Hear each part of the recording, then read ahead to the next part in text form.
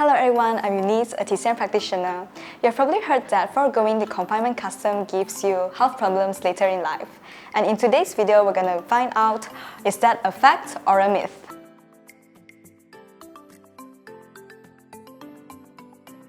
Confinement adherents warn of health problems later in life that may result from disobeying the rules and restrictions of confinement.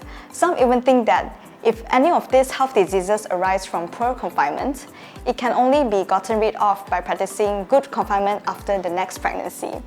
These beliefs are actually false. The so-called confinement-related diseases are mostly believed to be back pain, weakness in legs, joint pain, light period, hair loss, and etc.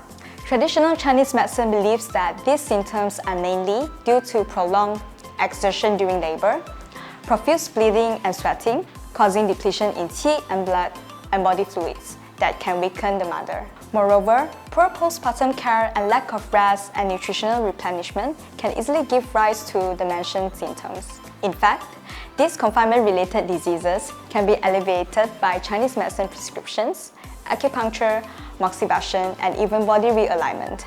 So there is really no need to wait until the next pregnancy and confinement to get the problems treated. It is advised to seek medical attention as soon as possible. Traditionally, mothers are actually banned from having any contact with water, including bathing and hair washing. But the truth is, of course you may, but on two conditions: only when you're having enough stamina and without having headaches and dizziness. These conditions are actually just to ensure mother's safety and avoiding fall accidents. Generally, you may bath on the next day after giving birth. It is recommended to bathe with only warm water during daytime if possible, and to bathe as quickly as possible, preferably in less than half an hour. Also, do dry your body and blow dry your hair immediately after shower. This is to avoid catching a cold. Alternatively, for mothers who feel weak or for those who have done a C-section delivery, can choose to sponge bath instead. All in all, it is important for mothers to practice good hygiene during this vulnerable time, otherwise mothers can easily contract infections and affect the health of their babies. Some mothers are even banned from turning on the fan and air conditioner during their confinement period. The key here is to ensure good ventilation in the room. So during your confinement period, it is actually fine to turn on the fan or the air conditioner. Just make sure the temperature of your air conditioner is set at between 24 to 26 degrees Celsius, and to adjust the flaps so that the air doesn't blow directly onto you and your baby. If you are using a fan instead, just make sure to set the fan speed at normal or medium speed. It is advisable to keep changing your clothes if you sweat profusely to avoid catching a cold, and be sure to wear comfortably. And to my surprise, some mothers even refuse to drink plain water throughout their whole confinement period.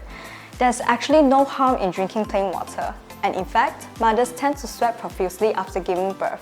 They have all the reasons to drink water and to be kept hydrated. Otherwise, mothers can have problems such as constipation, hemorrhoids, dehydration, low milk supply, and etc.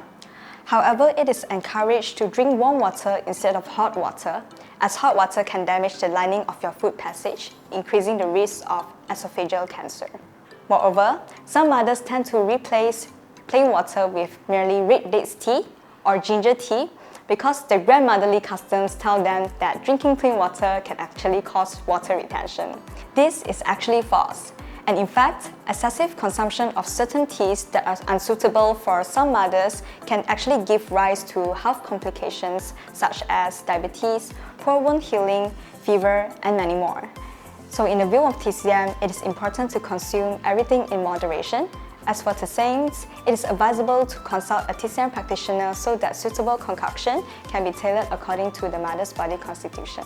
I hope today's video can help to clear some of your doubts, and that's all for today's sharing. See you next time. Bye-bye.